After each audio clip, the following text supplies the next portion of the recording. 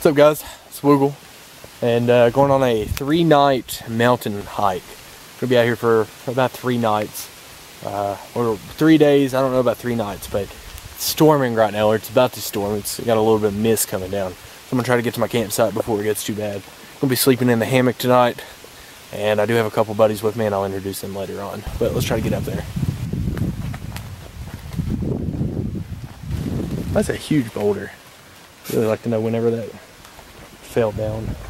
Be cool, like, no, if you could travel back in time and figure out whenever that boulder was going to fall exactly right there, and just stand right here and just record the fall all the way down. So here's the deal. If I want a fire, I have to start processing wood. I've already got my shelter. It's time to get the fire going.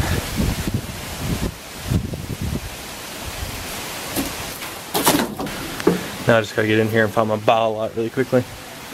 Yeah. Probably.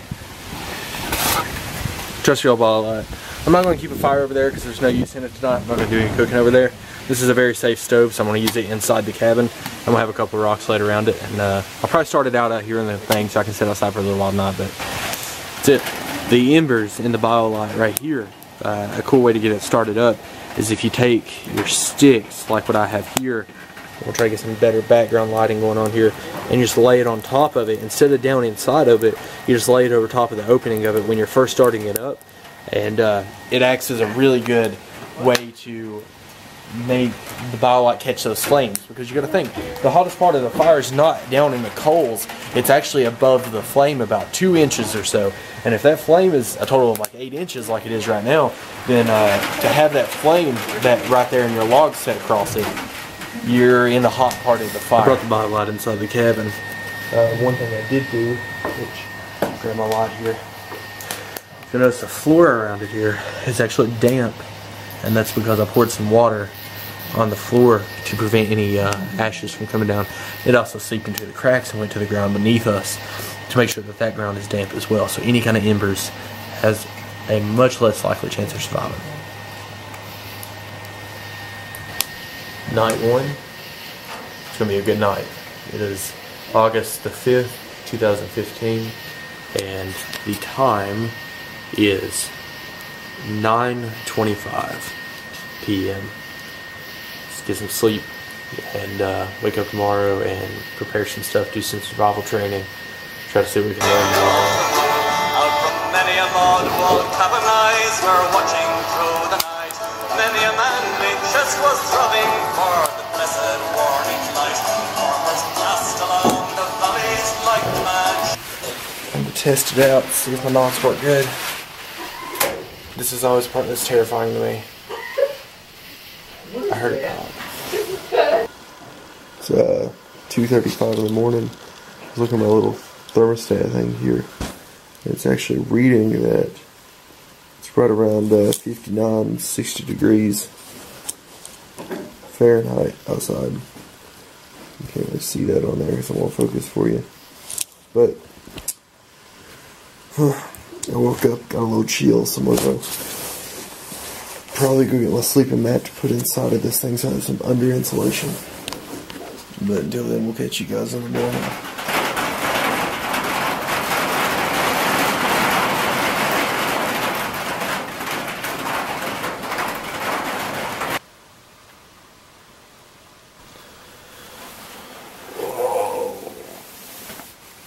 Day 2. It's almost 9 o'clock. It's about 10:02. And it is time to wake up. I really don't want to, but this hammock is so comfortable.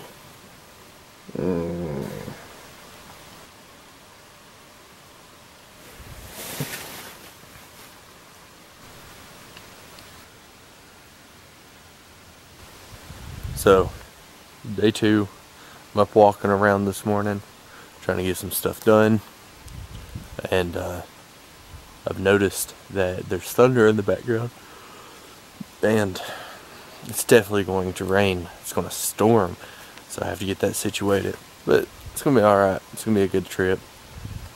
Hopefully I can get to check out a good thunderstorm. It rained a little bit this morning, which I think I woke up and got some of that on film. I don't remember. The problem about sleeping in a hammock is you just sleep so comfortably that you sleep almost like you're at home, if not better sometimes. Showing it's right at like 60 or, well, 70 degrees, almost 80, you know, something like that. But the thing is, it's been in my pocket, so it's running off a lot of my body heat right now. I think the real way we can test to see how cold it is out here, because it's pretty chilly and most of it's wind factor.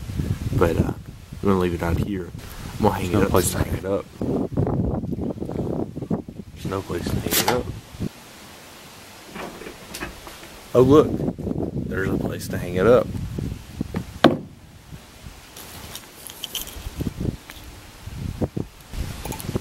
There we go.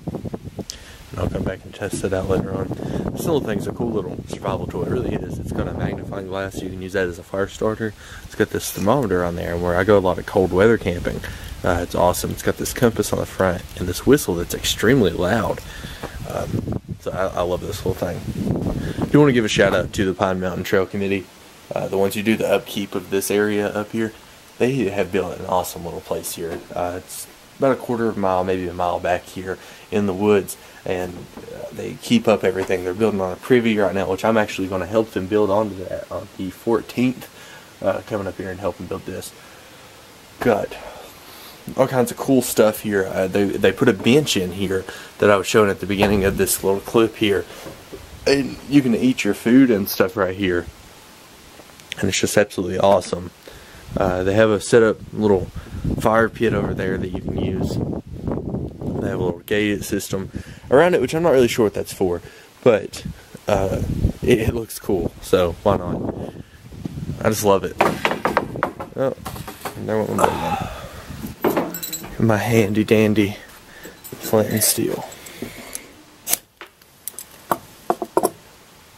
Okay, wasn't really expecting it to work that well. Now, stick this little sucker so we don't catch the damn cabin on fire. Been caught up just like that. It's crazy.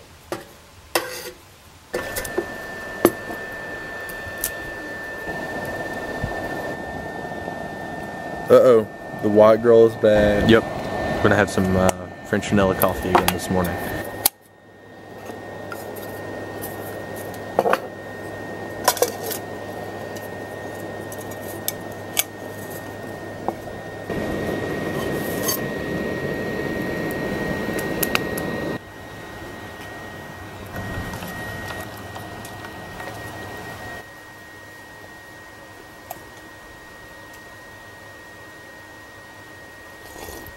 Out.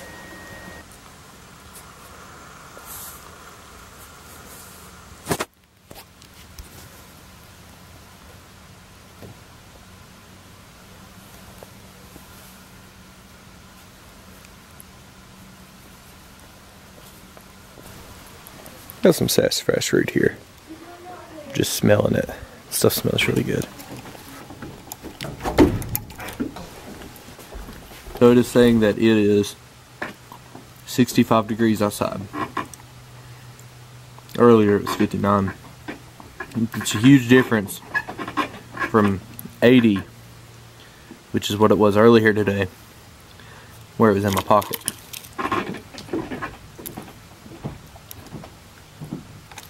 Hey guys, we're going to head down to Dutton Bottom, which I'm going to show these guys where Dutton Bottom is today. They've never been down there, but it's an old settler's place.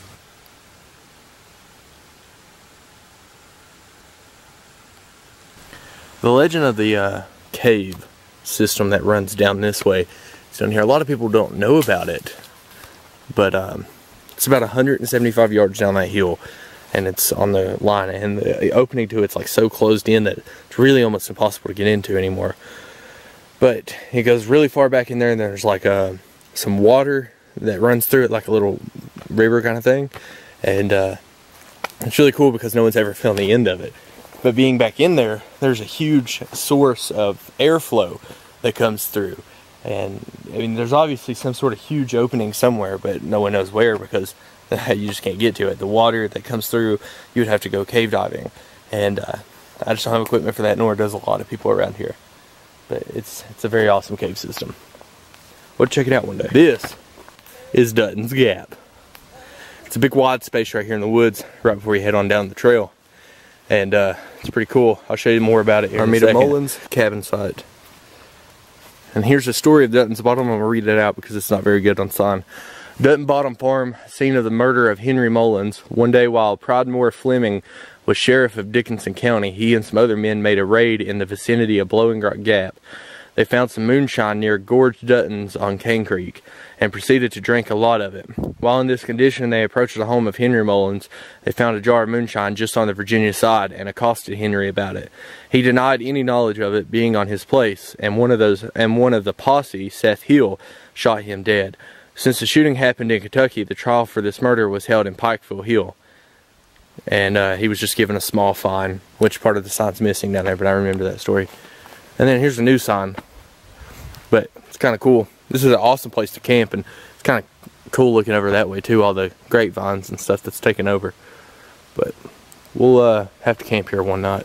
I'm going to show you guys what old-timey markers look like, property markers. Now, for the life of me, I can understand why they do this, because it would just absolutely make it very known, and nobody would want to destroy their property lines. But this here is part of a property line that runs here. It goes all the way up and around. It's just showing that this person owns this property. And this could be signs of something buried down here, or even more of a property line. But anytime you see a series of rocks that's just banded together and creates this like formity, it's usually a sign that it was either a property line or they used it for some sort of war thing. Now, I don't know of any battles back here, but there's something else that's really cool too. This is a really old bed frame that was in the cabin that was left standing here, but unfortunately some hoodlums decided to burn it down several years ago, and there's no cabin here anymore. But I'm heading down there because I want to see what's down there. I was right. Actually, there's a spring that runs down right here, and all these property lines behind me would help identify the spring part belongs to them as well. But I find it really interesting. It's kind of dried up. However, there's some stagnant water just laying there, and I'm sure it flows on down, but this is really interesting to me. I could totally dig a seep well right here though, and have water continuously if I need to. This is about as far as I'm willing to go because it goes down. This is me aiming the camera straight out to give you a perspective. Just straight downhill. So I'm not going to go down that far. I don't want to waste the calories on this trip. But very well, in the future I might do that. Follow it down, see how far it goes. I can make cordage out of this fairly easily. Just break the fibers and bend it. And, oh yeah, that's perfect cordage. Gregory, I issue you a challenge. Yes. We're going to see who can get closest to the center of that little yellow thing you was trying to aim for. The thing below the yellow? Yeah. Okay. Go ahead, Greg shot.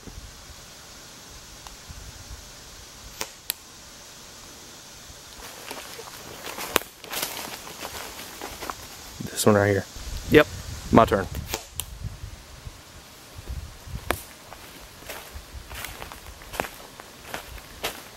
Dead center, pretty much. You can call me the nature boy. So I'm out for a little stroll by myself for a minute to get away from the cabin, because I don't want cabin fever. Gray Wolf and M80 is supposed to meet me up here today to spend the night with me again tonight. And the two people that was with me last night are leaving. Take a second and give credit to Gray Wolf. If it wasn't for Gray Wolf, I don't know if I would have actually got into hiking as a hobby or not. I mean, of course, I've always loved the outdoors and I've always had a desire to be out here, but I just never had anybody to show me. And believe it or not, he's the one who actually started showing me some of these really cool places back here. Because when he was younger, he was taught to come back here with horses and other things. And I horse rode around here some as well. And absolutely love this trail. I love these mountains. I love everything about them now. And that's because of Gray Wolf and just what he taught me to do. And from Gray Wolf, I went out to learn other things as well. I went to learn survival classes and other options out there as well. And now I have a strong desire for survival knowledge. And that's why I stay in these woods so much, is because this is where I'm truly meant to be. I'm not meant to be in an urban area with day-to-day life living like an ant. I'm meant to be out here in the woods living freely.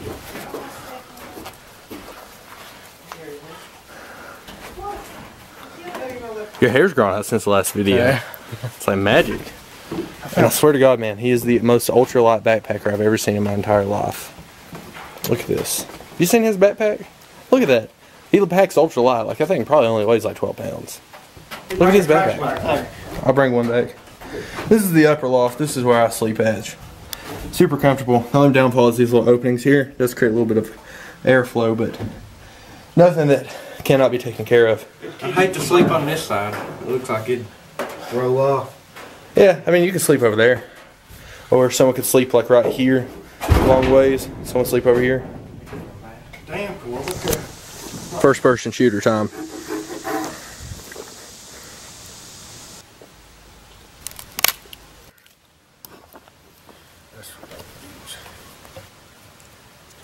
What's the method to your madness, Grey Wolf? Fire. I told you. Got it on footage at least. Oh, it's raining. The rain starts, and we're beginning on night number 2 out here. For me, at least. Night number 1 for them. Let's see how well this works out.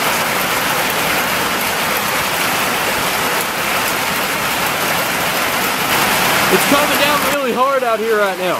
Like we can't go outside of the cabin without getting drenched, and that offers up signs of hypothermia later on in the night when it drops temperatures again. Last night it got 57 degrees out here, and it could drop even more than that tonight with as much rain as we're having right now. So the last thing I need to do is get wet. So we're just going to chill out at the cabin right now. I do have to go later and hang up the bear bag somewhere, but I've got frog cogs, so I can do that no problem.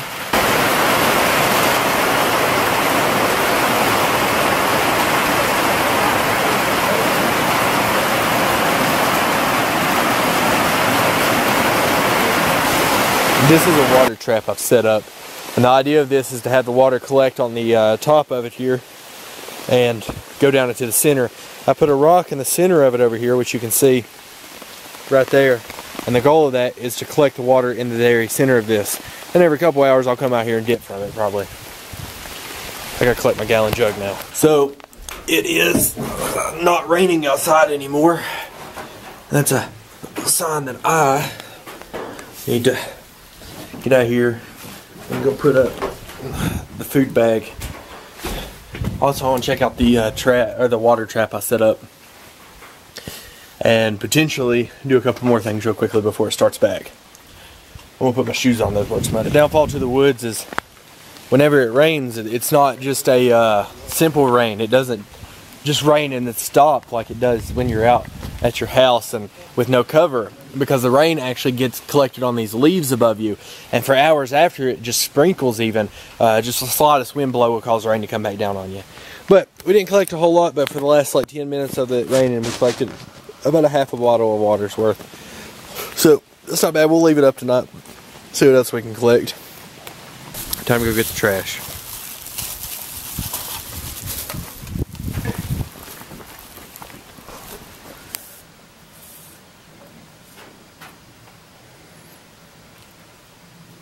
Alright, night number 2 is fast approaching. It's just me, M80, and Grey Wolf in the cabin tonight.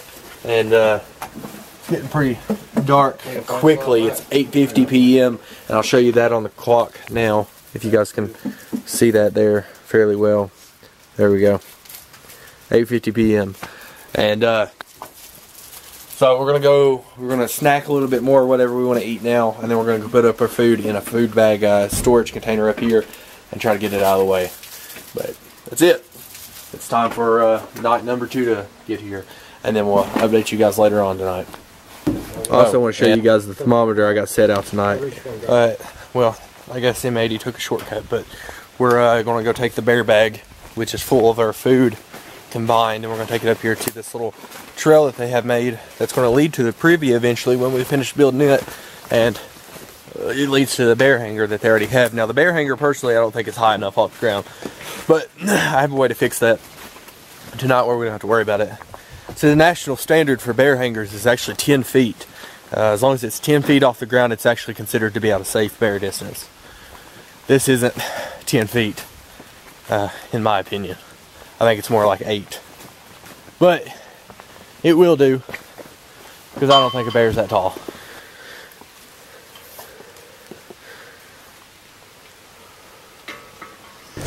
I just want to show you guys that I also have night vision for this thing. So I can show you guys more night options. Now I got the wide angle lens for it like I would like, but it's still pretty freaking awesome. Kinda, I wonder if I did this.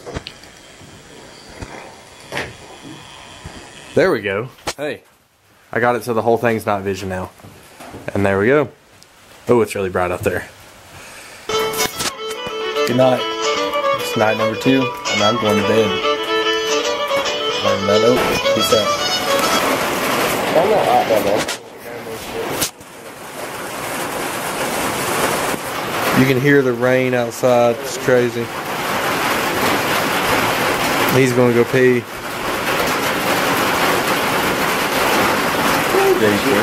It's like 8 o'clock in the morning. And I'm really tired. And it rained all night long.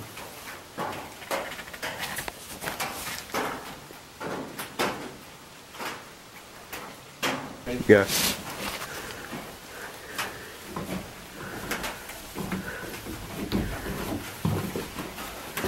We're gonna go get the bear bag this morning off the bear bag hanger up there. Try to get some breakfast going.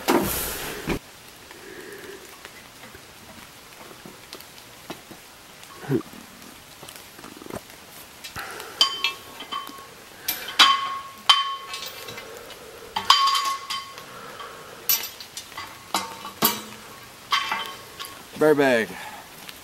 Beautiful thing. Make sure to always have one of these things. I swear. It'll save you a lot of trouble in the long run. Cool little trick that Grey Wolf showed me. I wasn't really thinking about it. I mean, I've thought about noise traps before, but I'm not that paranoid about wildlife in the woods. But he put this little broom across where the steps are here. So if anything was to come up in here tonight or last night, he would hear it. It's kind of cool to think about. I want to check on that water trap over there though. Holy crap. It's a lot of water. You can see underneath here how much water it actually had in it. That's crazy. It's enough water for us to have for probably 2 days up here, honestly, 2 or 3 days. It's a good amount. And that's clean water too because it's from the rain. I don't even want to boil that water or filter it or anything. It's kind of neat. One of a hiker's best friends is ramen noodles. They're lightweight. They pack a lot of calories for what little you get there. And so full of carbs. If you can process wood, you can have a fire anywhere in any condition. Gotta have my French vanilla ice or French vanilla coffee. I keep wanting to say iced coffee, but it's definitely not ice. What do you think about it? Yeah. I'm a white girl when it comes to being in the woods.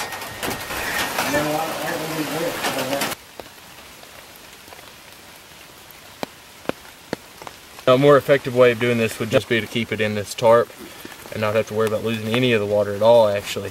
But I don't have a way of keeping it here because I'm not going to stay here, and my goal is to actually just keep it in this gallon and hide it up in the cabin up there. So the next time I come here, I don't have to pack water in with me. But even if someone uses it, I mean, it could be used by somebody by then. I still have a water source down the road from me. This is a more effective method of that. I got this much water out of it. I'm not going to worry about the rest. Just going to kind of drain it, pack this up, let it dry. I'm going to pack it up separately from the rest of my gear because it is wet. The rest of the gallons I'm going to pack out and go throw away. I'm just going to keep this one. And it doesn't look like good cleaning water, like for drinking, but it will definitely be good for cooking and other objects. That's what we're going to use it for. But pack this up and get my gear packed up. We'll catch you guys here in just a few. I have lost my keys. I don't know where at, but I've lost them somewhere. I'm going to look at my backpack, but I don't know where they could have been at. There's a mouse in this cabin. I wonder if the mouse would have carried them away. It's the only thing I could think of if I could find them. What? I wouldn't think so. I'm such an idiot. I found them. I had to unload my bag, but they're right here inside my hammock container. And when I go to sleep, this pouch hangs off the side, and I put my keys and my personal items in that pouch to keep it close to me. And I forgot about it. And they're in the hammock thing. So we've wasted, what, 30 minutes now just trying to figure out where the keys are. Alright, let's keep going. We are going to leave a little bit of trail magic for the next campers. This isn't littering, this is actually just leaving food for someone else who wants to come up here and fix it. I'm leaving 2 gallons of water, which is what I always leave. I've got 3 cans of canned food. And I'm not sure how the ramen's going to do. I'm really hoping a mouse doesn't get into those. But if it does, it's not going to be that big of a deal. I'll come up here and clean it up in a couple of days. But I know nothing's going to get into the canned food, except for humans. So we'll check that out in just a few days. But it is time for us to hit the trail. Now, my other buddy who came with me brought my backpack that I used to use because I let other people use it now, and he did not bring it out with him, so now I have to carry 2 backpacks. So I've got about 70 pounds on my back right now that I'm walking out of here with. This is gonna be really Bye guys. See you later.